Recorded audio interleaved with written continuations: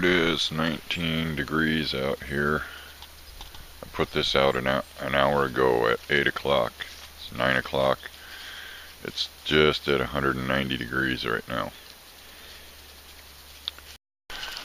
Alright, here it is at 9:45, showing 330 degrees, and I haven't touched it. I'll be back in 15 minutes.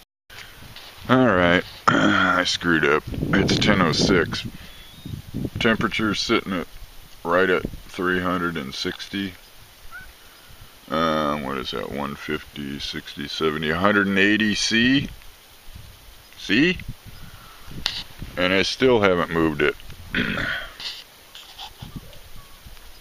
Still, I don't know, 30 degrees out, something like that. It's supposed to get to 40 something degrees today. But that's what you can do when it's freezing cold out, or below freezing in my case, with one of these Gourmet Solar Ovens. And this is December 5th, by the way.